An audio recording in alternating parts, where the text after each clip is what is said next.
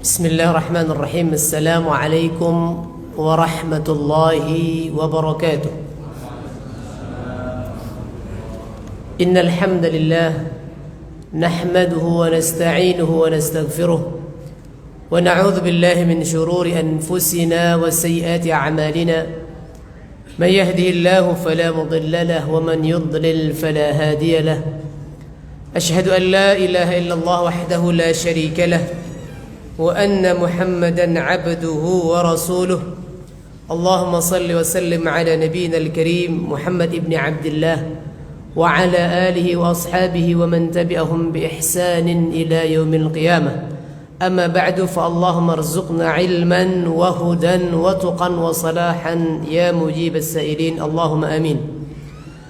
أصبحنا على فطرة الإسلام وعلى كلمة الإخلاص وعلى دين نبينا محمد صلى الله عليه وسلم وعلى ملة أبينا إبراهيم حنيفا وما كان من المشركين.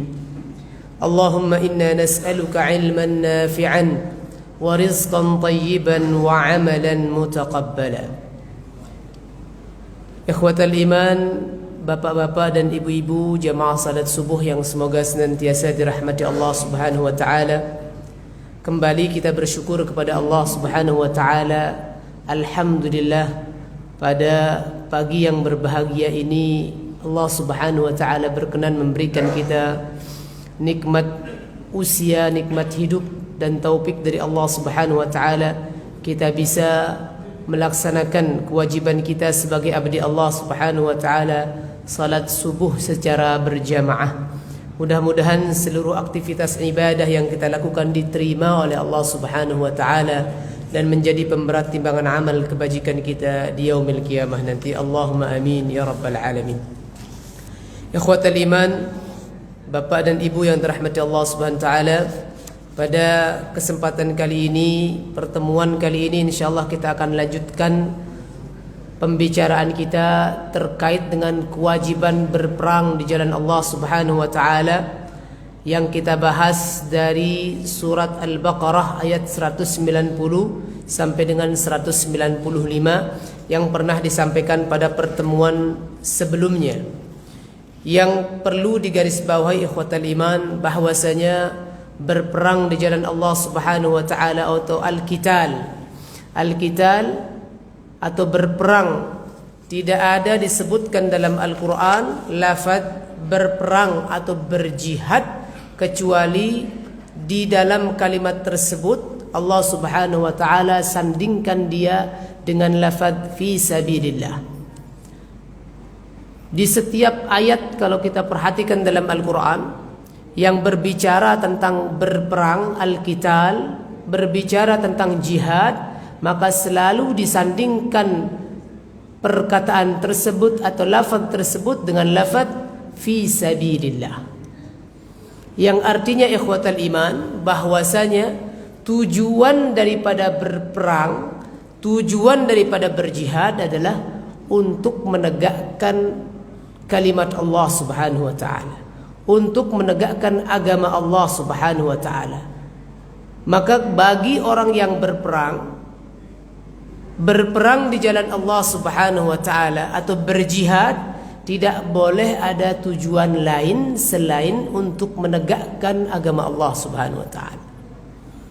Tidak boleh kemudian berperang atau berjihad untuk menguasai wilayah. Tidak boleh kemudian berperang atau berjihad dengan tujuan agar mendapatkan harta rampasan perang. Tidak boleh kemudian ketika dia berperang dan berjihad untuk memperlihatkan sikap keberaniannya, kepahlawanannya. Bahkan tidak boleh kemudian dia berperang atau berjihad dengan niatan selain Allah Subhanahu wa taala, selain untuk menegakkan kalimat Allah Subhanahu wa taala.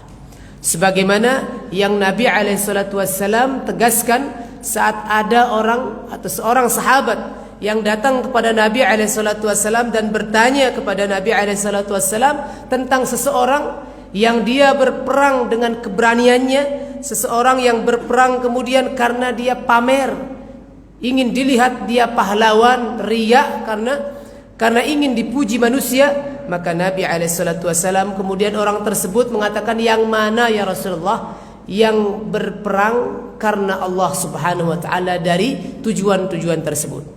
Maka kemudian Nabi SAW menegaskan, man qatala litakuna kalimatallahi hiyal ulya fahuwa fi sabilillah. Siapa saja yang berperang, siapa saja yang berjihad untuk menjadikan kalimat Allah, untuk menjadikan agama Allah Subhanahu wa taala yang tertinggi, yang menjadi prioritasnya, maka dialah yang berada di jalan Allah Subhanahu wa taala.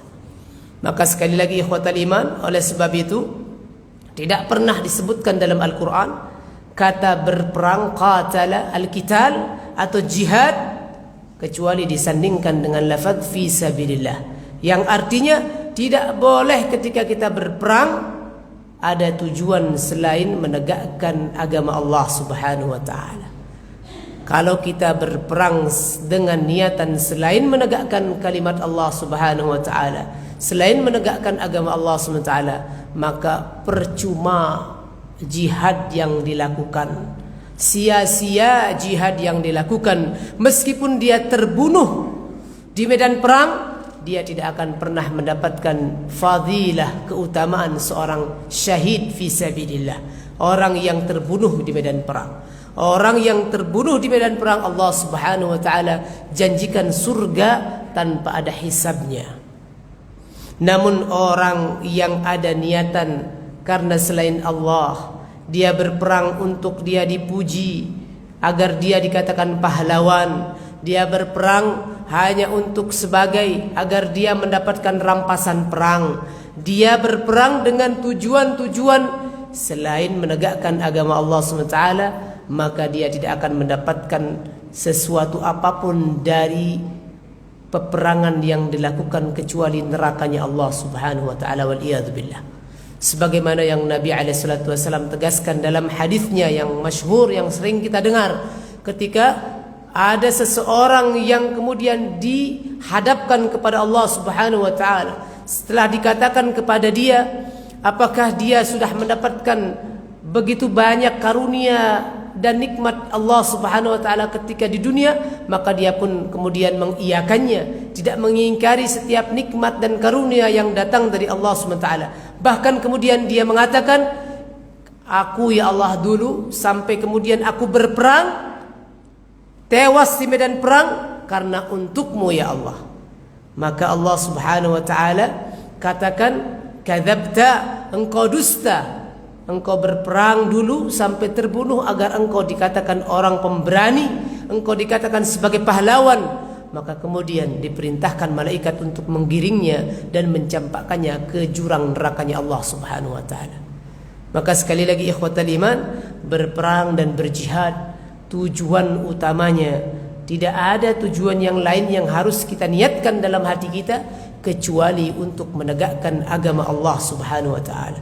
Bukan untuk menguasai suatu wilayah, bukan untuk menguasai satu komunitas, bukan karena keberanian dikatakan sebagai pahlawan, ataupun karena harta rampasan perang yang akan didapatkan oleh orang yang berperang setelah dia menang dari peperangannya.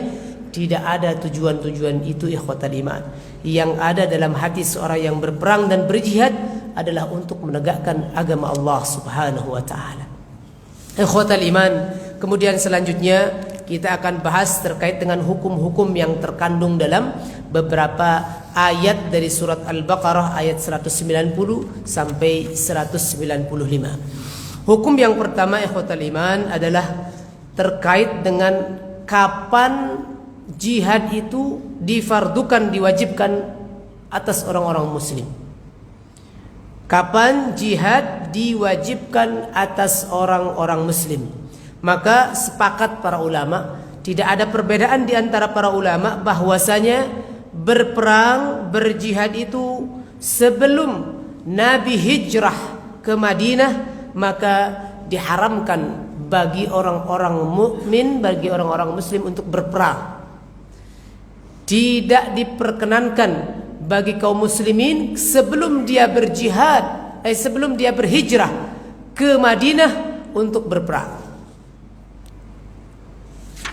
Dan ini Allah Subhanahu wa taala tegaskan dalam banyak sekali ayat-ayat Al-Qur'an. Ketika mereka masih di Makkah, sebelum mereka berhijrah ke Madinah, Allah Subhanahu wa taala tidak wajibkan, bahkan dilarang oleh Allah Subhanahu wa taala untuk berperang, membalas permusuhan, membalas siksa dan aniaya yang dilakukan oleh orang-orang kufar. Sebagaimana yang Allah Subhanahu wa taala tegaskan dalam berbagai macam ayat, banyak sekali ayat yang berkaitan dengan pelarangan orang-orang muslim saat itu sebelum dia hijrah ke Madinah untuk berperang. Salah satunya adalah firman Allah Subhanahu wa taala, fa'fu anhum wasfah. Maafkan mereka dan biarkan mereka. Maafkan dan perkenankan apa yang mereka lakukan. Diam saja. Dalam firman yang lainnya Allah Subhanahu wa taala berfirman, idfa' billati hiya ahsan. Balaslah apa yang mereka lakukan daripada siksa dan aniaya dengan yang lebih baik. Bahkan kemudian Allah Subhanahu wa taala memerintahkan kepada Nabi alaihi salatu wasallam, fa in tawallaw fa inna ma 'alaikal balagh. Kalau mereka berpaling wahai Muhammad dan menentangmu, maka sungguh bagimu dan atasmu kewajibanmu hanyalah untuk menyampaikan. Tidak usah menggubris apa yang mereka lakukan daripada penentangan dan perlawanan yang dilakukan oleh mereka. Juga firman Allah Subhanahu wa taala, qul lil ladzina amanu yaghfiru lil ladzina la yarjuna ayyamallah. Katakanlah wahai Muhammad kepada orang-orang yang beriman agar mereka memaafkan orang-orang yang tidak pernah mengharapkan dan tidak takut kepada Allah Subhanahu wa taala. Jadi orang-orang mukmin dianjurkan dan diperintahkan oleh Allah Subhanahu wa taala sebelum mereka hijrah ke Madinah untuk menahan diri. Tidak usah melakukan perlawanan dan tidak usah melakukan peperangan terhadap permusuhan yang dilakukan oleh orang-orang kufar saat itu. Wa idza khatabahumul jahiluna qalu salama. Ketika orang-orang al-jahilun, orang-orang kufar, orang-orang yang tidak mengetahui apa yang Nabi alaihi salatu wasallam dakwahkan kepada mereka, ketika mereka membalas apa-apa yang Nabi dakwahkan kepada mereka, qalu salama. Katakanlah kepada mereka kalimat-kalimat yang menenteramkan, tidak usah dibalas. Ini perintah Allah Subhanahu wa taala terhadap orang-orang mukmin saat itu sebelum mereka hijrah ke Madinah. Dan banyak sekali firman-firman Allah Subhanahu wa taala, ayat-ayat yang berkaitan dengan hal tersebut. Sampai kemudian Allah Subhanahu wa taala memerintahkan Nabi alaihi salatu wassalam untuk berhijrah. Dan sampai di Madinah, Nabi alaihi salatu wassalam kemudian sudah mendirikan suatu negara, sudah mendapatkan banyak pengikut dan banyak pendukung, bahkan banyak daripada pembesar-pembesar suku-suku di saat itu di kota Yathrib atau yang disebut dengan Madinah saat ini, bahkan yang di samping-samping di wilayah-wilayah tersebut banyak yang sudah melakukan dukungan kepada Nabi alaihi salatu wassalam. Baru kemudian diperintahkan oleh Allah Subhanahu wa taala orang-orang mukmin untuk mempertahankan apa yang mereka yakini, untuk mengadakan perlawanan terhadap permusuhan yang dilakukan oleh orang-orang kufar saat itu. Maka ikhwatal iman, adapun hikmah di balik apa perintah Allah Subhanahu wa taala, di balik perintah Allah Subhanahu wa taala agar kaum muslimin pada awal masa Islam ini didakwahkan untuk tidak menggubris, ya, untuk bersabar, tidak melakukan perlawanan dan tidak melakukan pembelaan terhadap penganiayaan dan permusuhan yang dilakukan oleh orang-orang kufar saat itu, adalah beberapa hikmah. Di antaranya kaum muslimin pada saat itu adalah masih sedikit. Di kota Makkah sangat sedikit kaum muslimin. Kalau mereka mengadakan perlawanan, mereka mengadakan pembelaan, maka sama dengan bunuh diri, ikhwatal iman. Karena sangat sedikit mereka. Bahkan orang yang mengikuti Nabi pada awal-awal dakwah ini Islam ini didakwahkan pada saat itu adalah mereka adalah dari kaum du'afa, dari orang-orang yang lemah, para budak, hamba sahaya dan orang-orang miskin. Masih sedikit orang-orang yang kaya, orang-orang yang berpengaruh mengikuti Nabi SAW. Di samping Abu Bakar, kemudian Hamzah bin Abdul Muttalib dan beberapa kerabat Nabi SAW yang tidak begitu berpengaruh, sedikit sekali berpengaruh. Masih banyak di antara pengikut Nabi saat itu di awal masa dakwah Nabi SAW yang mengikuti Nabi adalah mereka yang masih susah kehidupannya. Mereka hamba sahaya, budak-budak, mereka orang-orang yang berada dalam garis kemiskinan. Mereka itu yang masih mengikuti Nabi.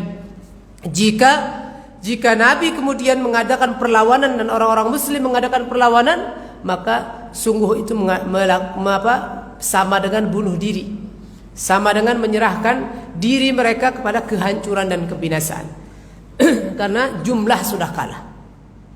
Kemudian yang kedua, ikhwatal iman, di sini juga di balik perintah Allah Subhanahu wa taala untuk kaum mukminin tetap tidak melakukan perlawanan dan pembelaan terhadap penganiayaan dan permusuhan yang dilakukan oleh orang-orang kufar adalah faedahnya adalah hikmah di balik itu semua adalah Allah Subhanahu wa taala ingin mengajarkan satu sifat yang mulia kepada orang-orang mukmin, yaitu sifat sabar. Bersabar atas ujian, bersabar dalam mentaati perintah Allah Subhanahu wa taala dan bersabar dalam hidayah dan dalam agama yang ditakdirkan dan ditentukan oleh Allah Subhanahu wa taala kepada mereka. Sehingga nanti buah daripada kesabaran itu adalah ketundukan kepada Allah Subhanahu wa taala dan senantiasa dia menanti dan menunggu seperti apa Allah Subhanahu wa taala akan tentukan setelahnya. Sabar, sifat sabar sedang ditanamkan oleh Allah Subhanahu wa taala kepada kaum muslimin di awal masa dakwah Islam ini, agar mereka senantiasa bersabar atas perintah Allah Subhanahu wa taala. Mereka bersabar dan tunduk kepada Allah Subhanahu wa taala seperti apapun keadaannya, seberapa apapun kondisinya, mereka hendaknya tunduk kepada perintah Allah Subhanahu wa taala dan bersabar atas apa-apa yang mereka rasakan saat itu, sehingga kemudian tumbuh di antara mereka rasa untuk saling melindungi. Kalau namanya orang-orang yang sudah satu rasa, tentunya akan timbul rasa empati, rasa simpati dan rasa untuk saling melindungi di antara mereka, kebersamaan karena satu rasa. Ini yang kemudian menjadi hikmah di balik itu semuanya. Dan juga hikmah di balik itu adalah ikhwatal iman, hikmah di balik perintah Allah Subhanahu wa taala untuk tetap bersabar, tetap tidak melakukan perlawanan dan pembelaan terhadap penganiayaan dan permusuhan yang dilakukan oleh kufar pada saat itu adalah di masa awal Islam, di masa awal dakwah Nabi SAW, lingkungan saat itu banyak di antara orang-orang yang baru masuk Islam itu berada satu atap, satu rumah dengan orang-orang yang belum masuk Islam. Masih ada dalam satu keluarga anaknya Islam, bapaknya masih kafir. Bapaknya Islam, anaknya masih kafir.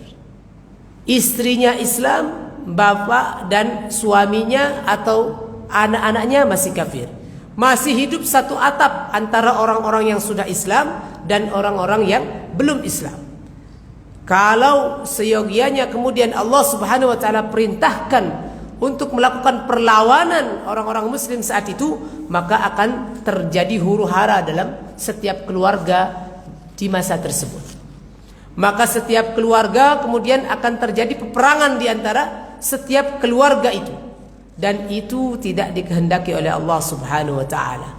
Allah Subhanahu wa taala tidak ingin kemudian mengajarkan kepada kaum muslimin membalas keburukan dengan keburukan dan memperlebar permusuhan di antara sesama saudara satu keluarga.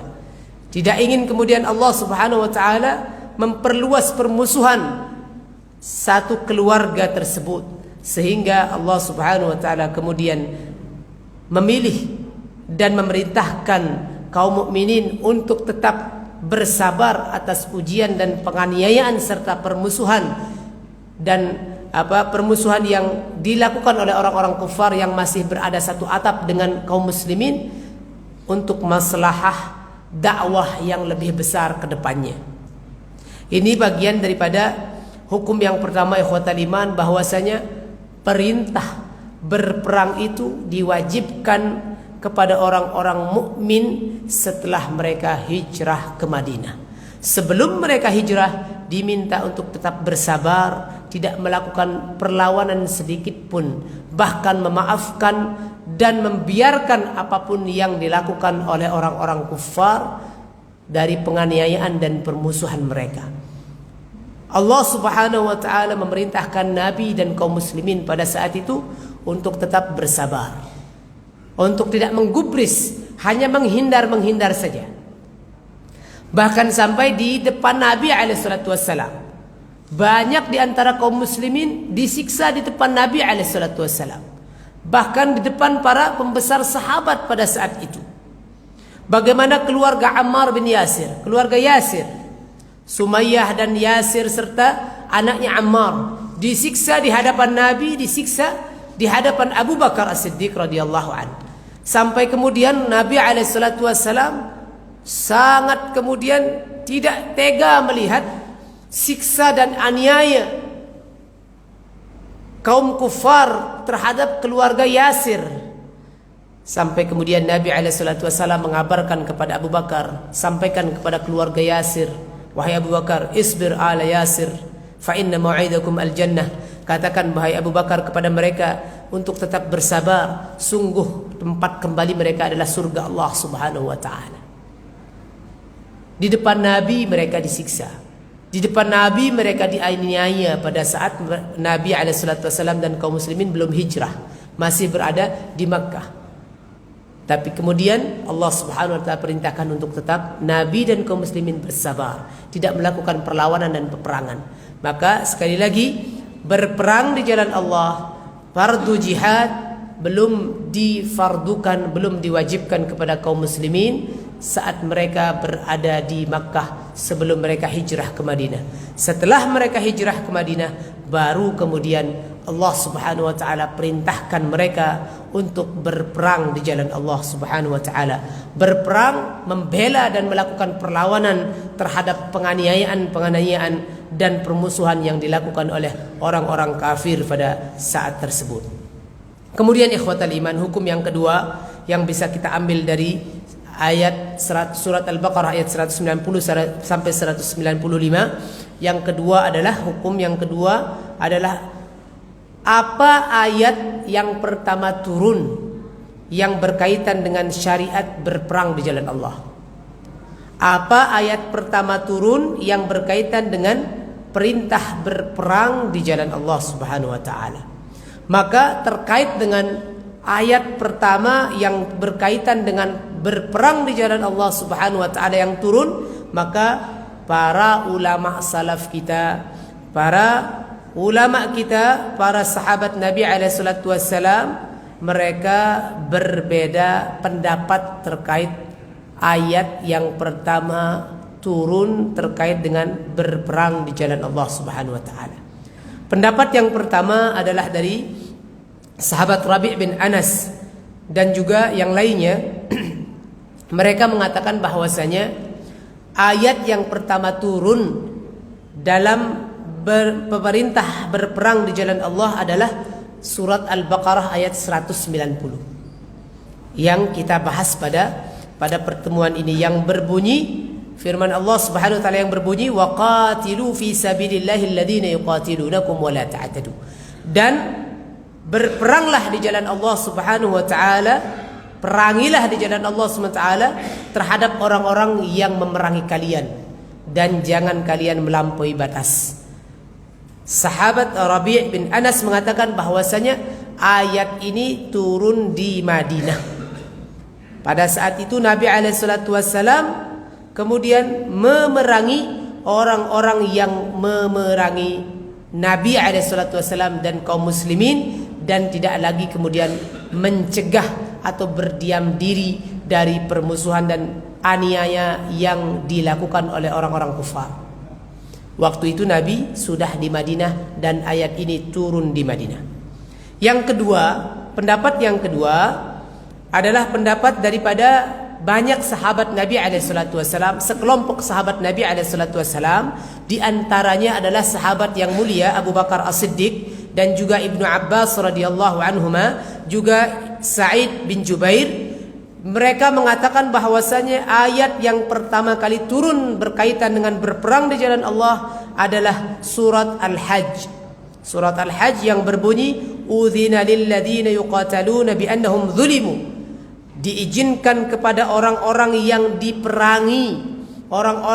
diperangi, yaitu kaum muslimin, bahwasanya mereka sedang dizalimi, wa innallaha ala nasrihim laqadir. Maka hendaklah mereka kemudian melakukan pembelaan dan perlawanan terhadap kezaliman yang dilakukan terhadap mereka, dan sesungguhnya Allah Subhanahu wa taala Maha mampu untuk menolong mereka. Jadi para sebagian sahabat termasuk Abu Bakar dan Ibnu Abbas serta Sa'id bin Jubair mengatakan bahwasanya ayat yang pertama kali turun berkaitan dengan berperang adalah surat Al-Hajj yang berbunyi udzina lil ladzina yuqataluna bi annahum zulimu. Ya. Kemudian yang ketiga, kemudian inilah perbedaan. Ada pendapat dari Abu Bakar Ibnul Arabi yang mengatakan bahwasanya ada perbedaan di antara para sahabat Nabi SAW berkaitan dengan hal tersebut, yaitu ada dua perbedaannya dari apa yang sudah tadi disampaikan. Dan Abu Bakar Ibnul Arabi mengatakan yang benar menurut beliau tentang ayat yang pertama kali turun berkaitan dengan berperang adalah surat Al-Hajj. Pendapat yang kedua dari sekelompok sahabat termasuk Abu Bakar. Udzina lil ladzina yuqatalun. Baru kemudian kata Abu Bakar Ibnul Arabi, baru kemudian setelahnya turun firman Allah Subhanahu wa taala, wa qatilu fi sabilillahi alladzina yuqatilunakum wa la ta'tadu. Maka pada saat itu berperang kemudian diizinkan, diperkenankan, berperang kemudian diperkenankan, dan setelahnya menjadi kewajiban fardu ain bagi para sahabat pada saat itu yang mendapatkan perlawanan dan aniaya dari orang-orang kafir. Lianna al-ayat al-idhan fil qital makkiyah wa hadhihi al-ayah madaniyah mutaakhirah. Kata Abu Bakar Ibnul Arabi, karena ayat yang berkaitan dengan diizinkan untuk melakukan perlawanan itu makiyah, turunnya sebelum hijrah, sedangkan ayat yang kemudian memerintahkan untuk berperang itu ayat madaniyah, turun setelah Nabi hijrah ke Madinah. Sehingga ayat yang berkaitan dengan peperangan itu diizinkan dulu untuk membalas kezaliman yang dilakukan, baru kemudian setelah diizinkan, baru kemudian jihad atau berperang diwajibkan. Ini kira-kira perbedaan para sahabat berkaitan dengan ayat yang pertama kali turun berkaitan dengan berperang di jalan Allah. Ada yang mengatakan ayat pertama adalah surat Al-Baqarah ayat 190. Ada juga yang kedua mengatakan surat Al-Hajj, surat Al-Hajj yang tadi disampaikan. Nah, ini ada kemudian yang menggabungkan pendapat kedua itu dan membenarkan bahwasanya ayat yang pertama turun adalah izin, surat Al-Hajj, kemudian setelahnya baru kemudian diwajibkan berperang, yaitu diturunkan surat Al-Baqarah ayat 190. Kemudian hukum yang kedua, ini hukum yang kedua. Hukum yang kedua tadi terkait dengan ayat yang pertama turun berkaitan dengan berperang. Hukum yang ketiga yang berkaitan dengan ayat 190 sampai 195 dari surat Al-Baqarah, apakah dibolehkan berperang di tanah suci? apakah dibolehkan berperang di tanah suci atau tidak? Sebagaimana firman Allah Subhanahu wa taala yang berbunyi, "Wala tuqatiluhum 'indal masjidil harami hatta yuqatilukum fi." Dan janganlah kalian berperang di Masjidil Haram sampai mereka memerangi kalian. Maka dari ayat ini bisa diambil satu kesimpulan bahwasanya tidak diperkenankan atau diharamkan, tidak diperbolehkan untuk berperang di tanah haram atau di tanah suci, kecuali illa idza badal musyrikuna bil udwan, kecuali jika orang-orang musyrik, orang-orang kafir memulai peperangan tersebut. Wala tuqatiluhum 'indal masjidil haram, dan janganlah kalian berperang, mengadakan peperangan di Masjidil Haram hatta yuqatilukum fih, sampai kemudian mereka memerangi kalian di dalamnya, di tempat tersebut. Maka sekali lagi ayat tersebut berarti bermakna bahwa haram bagi orang-orang mukmin untuk melakukan peperangan pertama kali. Melakukan peperangan pertama kali di tanah haram, di tanah suci, kecuali jika dimulai peperangan tersebut oleh orang-orang musyrik. Kecuali orang-orang muslim itu melakukan perlawanan di situ, bukan memulai peperangan. Ya. Fayubahu lana qitalahum daf'an li syarrihim wa ijramihim, maka dibolehkan bagi orang-orang muslim untuk melakukan peperangan tersebut sebagai bentuk perlawanan dan penolakan terhadap keburukan dan kejahatan yang mereka lakukan, dan tidak diperkenankan untuk memulai peperangan tersebut sebagaimana ayat yang tadi disampaikan, wala tuqatiluhum 'indal masjidil haram. Tidak boleh kemudian melakukan peperangan itu, memulai peperangan di tanah haram, ya. Dan kemudian ayat ini, kalau kita bawa ayat ini kepada pemahaman ini, maka ayat ini tidak dimansuh atau dihapus hukumnya, tetap berlaku sebagaimana pendapat sebagian daripada para mufassir kita, para ulama tafsir kita. Imam Mujahid rahimahullah, beliau mengatakan bahwasanya firman Allah Subhanahu wa taala, fa in qataluukum faqtuluhum, jika kalian diperangi maka balas peperangan itu, maka perangi mereka. Beliau mengatakan bahwasanya tidak boleh seseorang itu melakukan peperangan di tanah haram selamanya. Fa in qataluukum faqtuluhum, jika mereka memerangi kalian maka perangilah mereka. Siapa saja yang memerangi kalian tidak boleh melakukan peperangan pertama kali di tanah haram. Namun siapa saja yang memerangi kalian di situ, lawan dan pertahankan tanah tersebut. Jangan kemudian berdiam diri. Ya. Jangan kemudian berdiam diri. Dari Imam Qatadah juga mengatakan bahwasanya ayat ini, Imam Qatadah ini termasuk salah seorang mufassir yang terkenal juga, ya.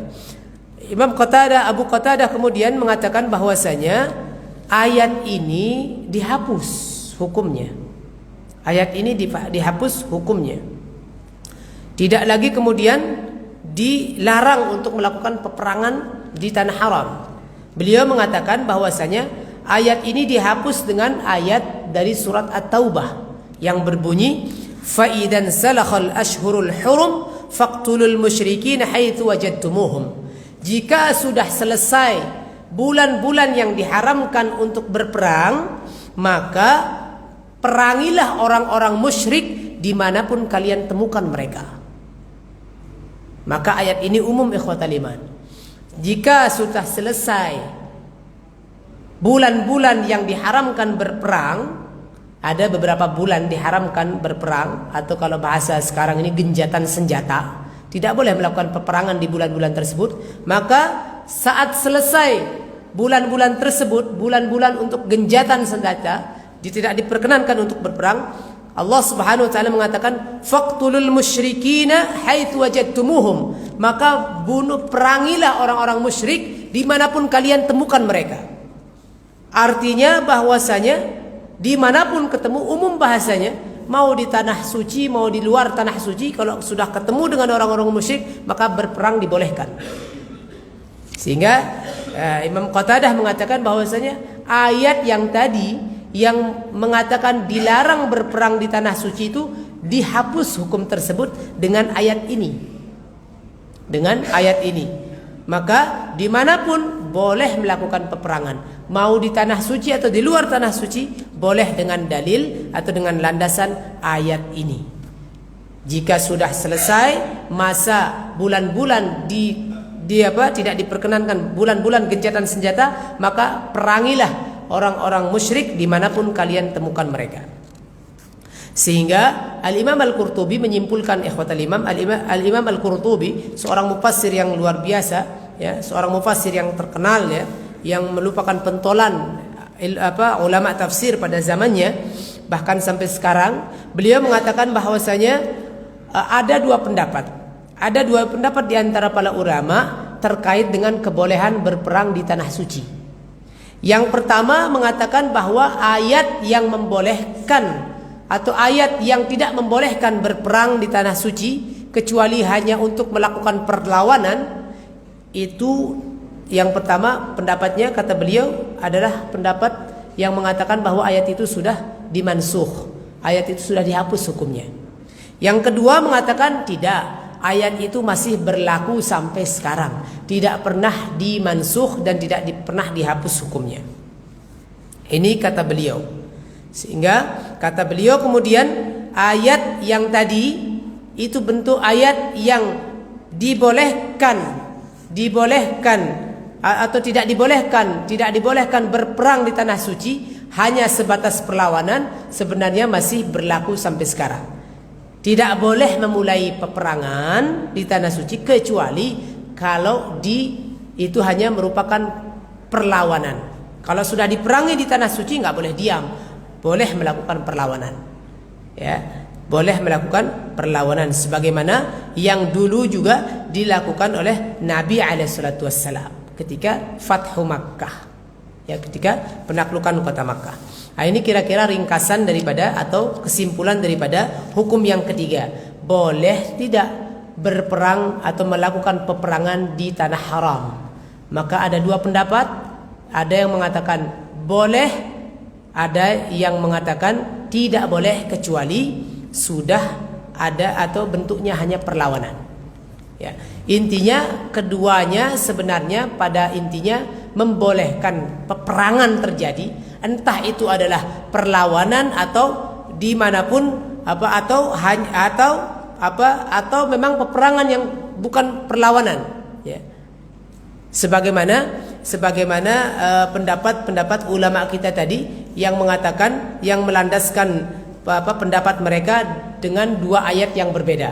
Yang pertama mereka melandaskan dengan ayat yang tidak membolehkan peperangan di tanah suci kecuali hanya bentuknya sebagai perlawanan, dimulai oleh orang kafir dulu, bukan oleh orang muslim. Yang kedua mengatakan ayat itu sudah mansuh, sudah dihapus. Boleh dimanapun ketemu orang musyrik, dimanapun ketemu orang kafir, boleh diperangi mereka dengan landasan surat At-Taubah tadi. Fa'idan salahul ashhurul hurum faqtulul musyrikina haitsu wajadtumuhum. Ketika sudah habis masa gencatan senjata, maka dimanapun kalian temukan orang-orang musyrik, orang-orang kafir, maka perangilah mereka. Ya. Jadi ada dua pendapat, ada yang mengatakan boleh atau tidak boleh kecuali hanya untuk perlawanan, ada yang mengatakan boleh secara umum, mau mengadakan perlawanan atau mengadakan peperangan terlebih dahulu dibolehkan. Itu dua pendapat yang dikedepankan oleh para ulama kita terkait dengan kebolehan berperang di tanah haram.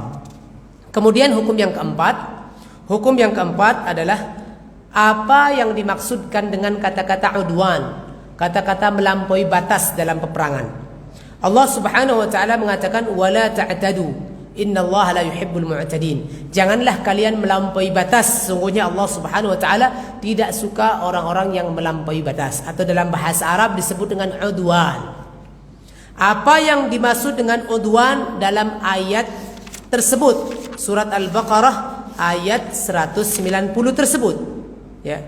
Apa yang dimaksud dengan udwan tersebut? Firman Allah SWT, wa qatilu fi sabilillah, dan berperanglah di jalan Allah.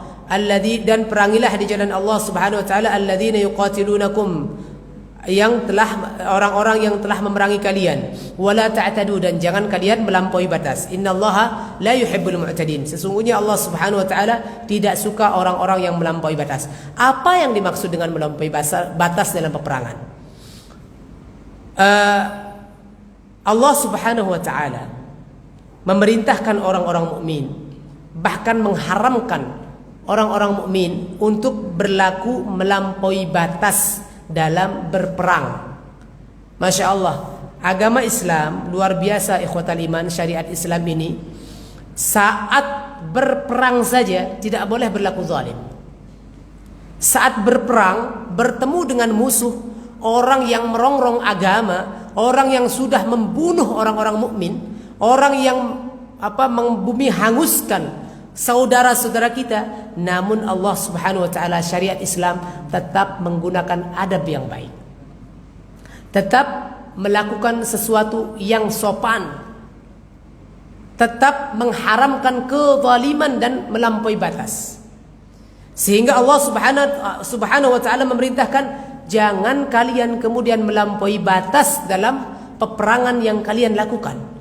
Boleh kalian membunuh orang-orang yang sudah menganiaya kalian, yang sudah memerangi kalian, boleh kalian perangi. Tapi ingat, jangan kemudian melampaui batas.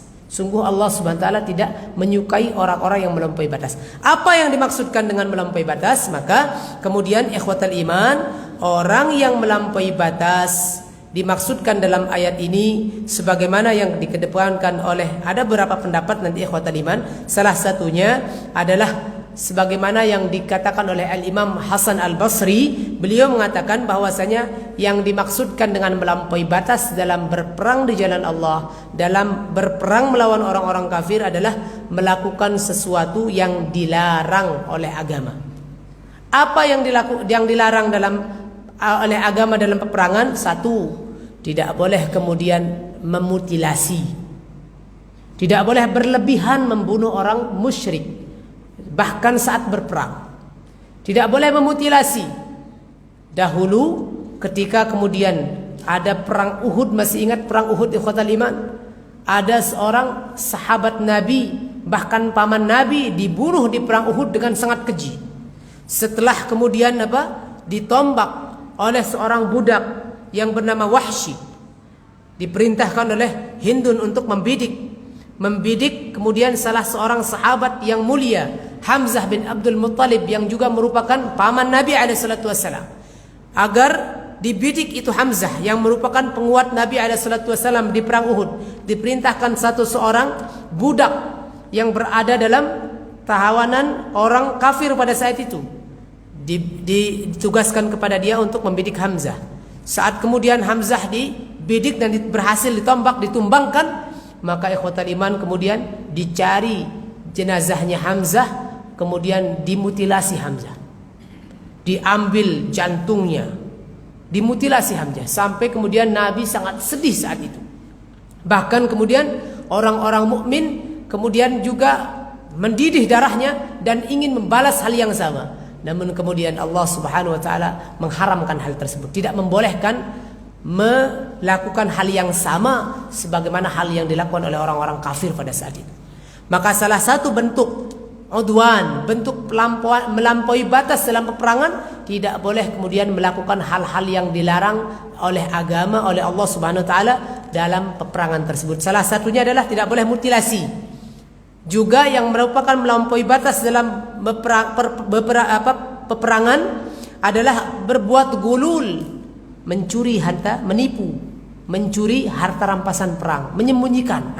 Biar dapat bagian lebih banyak nih. Ketemu dengan orang-orang kafir, biasanya kalau orang berperang tentunya bawa perbekalan itu, maka merampas masih ada perbekalan harta rampasan perang itu, kemudian disembunyikan agar dia dapat bagian lebih banyak, itu juga merupakan bentuk melampaui batas dalam berperang.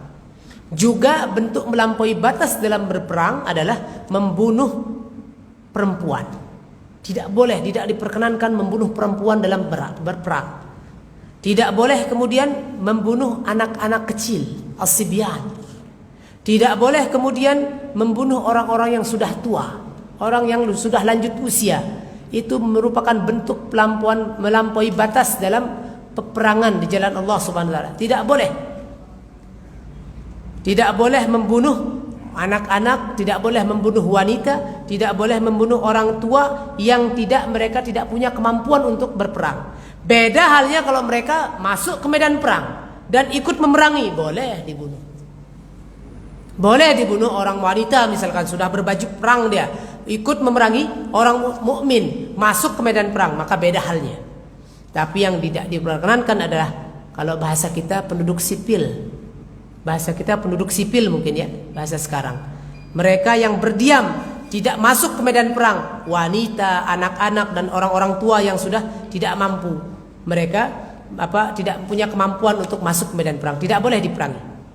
Juga masuk ke dalam hal melampaui batas itu dalam peperangan adalah membunuh orang-orang yang pemuka-pemuka agama, membunuh tokoh-tokoh agama, tidak diperkenankan. Termasuk melampaui batas membunuh orang-orang yang tokoh-tokoh agama, tidak boleh. Bahasa kita kiai-kiai dalam agama Islam, dari agama mereka, tokoh-tokoh agama mereka tidak boleh. Ruhban, rahib-rahib mereka, ya pembesar-pembesar agama mereka tidak boleh dibunuh mereka. Kalau kita sempat membunuh mereka, maka sama dengan kita melampaui batas dalam peperangan, tidak diperkenankan. Juga termasuk bentuk melampaui batas dalam peperangan membakar pohon-pohonan, merusak pohon-pohonan, tidak boleh. Luar biasa agama Islam, tidak boleh merusak. Yang disasar adalah orang yang orang yang mengadakan kerusakan saja, orang yang menyebabkan kerusakan, orang yang menganiaya saja, yaitu mereka yang masuk ke medan perang, orang yang memerangi saja sasarannya. Tidak boleh kemudian membunuh hewan. Membunuh hewan tidak diperkenankan kecuali untuk maslahah. Kalau tidak ada maslahatnya, tidak diperkenankan membunuh hewan, bahkan merupakan bentuk melampaui batas yang Allah Subhanahu wa taala tidak sukai hal tersebut. Maka semua ini apa yang tadi disebutkan daripada memutilasi, menipu dan menyembunyikan harta rampasan perang, membunuh wanita, anak-anak dan orang tua yang tidak ada kemampuan dia ikut berperang, membunuh para tokoh-tokoh agama, pembesar-pembesar agama, membakar pepohonan, merusak pepohonan, merusak bangunan, bahkan membunuh hewan tanpa ada maslahah, maka semua ini masuk dalam kategori udwan wala ta'tadu, yang dilarang oleh agama. Ini pendapatnya Imam Hasan Al-Basri. Dan hal tersebut ditunjukkan, ditegaskan oleh sabda Nabi SAW yang diriwayatkan oleh Imam Muslim dari sahabat Buraidah, anna Rasulullah SAW, Buraidah mengatakan bahwasanya Nabi SAW bersabda, "Ughzu bismillah." Berperanglah kalian dengan nama Allah Subhanahu wa taala. Fi sabilillah, di jalan Allah Subhanahu wa taala. Qatilu man kafara billah. Perangilah, bunuhlah orang-orang yang kafir dengan Allah Subhanahu wa taala. Ughzu wa la taghullu. Berperanglah dan bunuhlah mereka tanpa melampaui batas. Wala taghduru, jangan kalian kemudian wala tughadiru, jangan kalian kemudian berpaling dari berperang, kabur dari peperangan. Wala tumatsilu, jangan kalian memutilasi, jangan mencincang-cincang musuh yang kalian bunuh di medan perang. Wala taqtulul walid, jangan kalian membunuh orang tua. Wala ashabas sawami', dan juga jangan kalian membunuh tokoh-tokoh agama yang tinggal di gereja-gereja mereka, di tempat-tempat peribadatan mereka. Tidak diperkenankan. Ini merupakan merupakan bentuk melampaui batas yang dikatakan yang tidak diperkenankan oleh Allah Subhanahu wa taala dan tidak disukai oleh Allah Subhanahu wa taala. Bahkan dalam hadis yang lain riwayat Ibnu Umar bahwasanya Nabi alaihi salatu wasallam beliau Ibnu Umar berkata, waktu itu pernah didapatkan perempuan-perempuan di dalam beberapa peperangan Nabi alaihi salatu wasallam yang mereka kemudian terbunuh. Pernah Nabi SAW di beberapa peperangan mendapatkan ada perempuan-perempuan yang terbunuh saat itu. Maka kemudian Nabi SAW mengingkari dan melarang para sahabat untuk membunuh perempuan dan anak-anak. Ini hadis riwayat Ibnu Umar. Juga dikatakan bahwasanya yang dimaksud dengan melampaui batas wala ta'tadu adalah memulai peperangan. Pendapat yang kedua, yang dimaksud dengan melampaui batas adalah memulai peperangan. Pendapat yang ketiga mengatakan bahwasanya yang dimaksud dengan melampaui batas adalah melarang an-nahyu an qitali man lam yuqatil.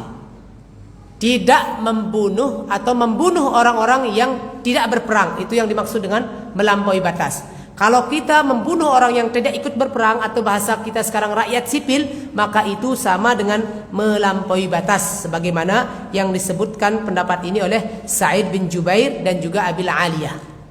Ya, yang dimaksud dengan melampaui batas adalah membunuh penduduk sipil yang tidak ikut berperang. Ya, ini kira-kira yang bisa kita sampaikan pada hukum yang keempat ini. Ya, hukum yang keempat sebagaimana disampaikan oleh Al-Imam Al-Qurtubi juga diperjelas oleh beliau bahwasanya semua yang masuk kategori ini masuk kategori melampaui batas dalam peperangan adalah tidak dibolehkan membunuh wanita, tidak dibolehkan kemudian membunuh anak-anak, tidak dibolehkan kemudian membunuh orang-orang ahli-ahli agama yang tinggal di tempat-tempat peribadatan mereka, tidak boleh kemudian membunuh atau merusak pepohonan, bangunan, tidak boleh. Yang dilakukan atau yang di bumi hanguskan oleh orang-orang mukmin adalah mereka yang mengadakan perlawanan saja, mereka yang mengadakan peperangan, orang-orang kafirnya saja. Adapun wanita-wanita, anak-anak yang tidak ikut berperang, penduduk sipil tidak diperbolehkan mereka untuk dibunuh kecuali jika mereka masuk ke medan perang dan ikut berperang, sudah lain bahasanya. Lain babnya. Kalau mereka juga masuk sudah menggenggam senjata, ikut memerangi orang mukmin, sudah beda urusannya. Mereka masuk kepada orang yang memerangi orang mukmin. Siapapun mereka boleh meskipun mereka wanita, banyak sekali sekarang tentara-tentara wanita ya dari musuh-musuh Islam yang mereka juga memerangi orang-orang muslim, orang-orang mukmin. Maka itu boleh. Tapi kalau wanita-wanita yang tidak ikut berperang, anak-anak, orang tua yang tidak ikut berperang, maka tidak diperkenankan untuk membunuh mereka dan memerangi mereka. Kalau sempat kita memerangi mereka, sama kita dengan melakukan hal yang melampaui batas yang tidak disukai oleh Allah Subhanahu wa taala. Ikhwatal iman, ini kira-kira beberapa hal yang bisa kita sampaikan pada hukum-hukum yang kita sampaikan di dalam ayat 190 sampai 195 dari surat Al-Baqarah ya, terkait dengan berperang. Ada 4 bahasan yang sudah kita sampaikan, mudah-mudahan bisa difahami dan bermanfaat buat kita semuanya sehingga makin terang ya, makin jelas pemahaman tentang berperang di jalan Allah Subhanahu wa taala, berperang melawan orang-orang kafir yang melakukan penganiayaan dan permusuhan terhadap orang-orang mukmin. Ya, sehingga yang paling digarisbawahi ikhwatal iman, jangan sampai saat kita melakukan peperangan ini ada niatan selain untuk mempertahankan agama Allah Subhanahu wa taala, untuk meninggikan agama Allah. Jangan ada niatan-niatan duniawi saat kita menjawab panggilan perang di jalan Allah Subhanahu wa taala. Karena kalau kita masukkan niatan selain niatan ikhlas karena Allah untuk mempertahankan agama Allah, untuk meninggikan agama Allah, maka percuma dan sia-sia perjuangan yang kita lakukan. Mati sangit kita, bukan mati syahid. Mati sangit namanya, bukan mati syahid. Kalau sempat kita wafat saat berperang, kemudian ada niatan bukan karena Allah, ada niatan karena keduniaan yang lainnya, maka bukan mati syahid kita ikhwatal iman. Jauh surga dengan kita. Alih-alih kita mendapatkan surga Allah Subhanahu wa taala, bahkan Allah dustakan kita saat kita bertemu dengan Allah dan dicampakkan kita ke jurang nerakanya Allah Subhanahu wa taala. Naudzubillah min dzalik. Maka ikhwatal iman, saat ada panggilan jihad, ikhlaskan. Ya, ikhlaskan hati kita, mantapkan tujuan berperang kita saat itu hanya untuk membela agama Allah Subhanahu wa taala. Sehingga peperangan yang kita lakukan, perjuangan yang kita lakukan pun di bawah landasan dan syariat agama, aturan-aturan yang Allah Subhanahu wa taala Bapak sudah tetapkan. Tidak boleh melampaui batas, hanya membunuh orang-orang yang ikut berperang, tidak melakukan pengerusakan yang lain, berperang dengan adab yang ditentukan oleh syariat Islam. Semoga Allah Subhanahu wa taala senantiasa memberikan kita hidayah dan taufiknya dan keistiqomahan kita dalam ketaatan kepada Allah Subhanahu wa taala, bahkan diteguhkan pendirian kita sampai ketika saat ada panggilan untuk berjihad di jalan Allah, untuk mempertahankan agama Allah, maka kita pun siap untuk mengorbankan jiwa dan raga kita di depan agama Allah Subhanahu wa taala. Semoga Allah Subhanahu wa taala mengijabah setiap permohonan dan doa-doa kita, dan Allah Subhanahu wa taala melindungi kaum muslimin dimanapun mereka berada. Allah Subhanahu wa taala memberikan kesabaran dan kemenangan bagi kaum muslimin yang saat ini berada dalam jajahan orang-orang kafir, terutama di tanah Gaza, di tanah Palestina sana, di Al-Quds sana. Semoga Allah SWT memberikan kesabaran kepada mereka. Allah Subhanahu wa taala meneguhkan pendirian mereka. Allah Subhanahu wa taala segera memberikan kemenangan kepada mereka. Allahumma amin ya rabbal alamin. Ada pertanyaan? Mudah-mudahan enggak ada, Pak. Jangan sampai ada, udah lewat katanya. Sudah Pak ya, cukup insyaallah, jelas insyaallah. Mudah-mudahan bisa kita pahami dan kita bisa amalkan apa-apa yang sudah didengarkan. Allah Subhanahu wa taala sekali lagi memberikan kita keberkahan dan kesehatan buat kita semuanya. Allah Subhanahu wa taala mudah-mudahan senantiasa memberikan kita keistiqomahan dalam ketaatan sampai ajal kita menjemput kita. Allahumma amin ya rabbal alamin. Subhanakallahumma wa bihamdika asyhadu an la ilaha illa anta astaghfiruka wa atubu ilaik. Assalamualaikum warahmatullahi wabarakatuh.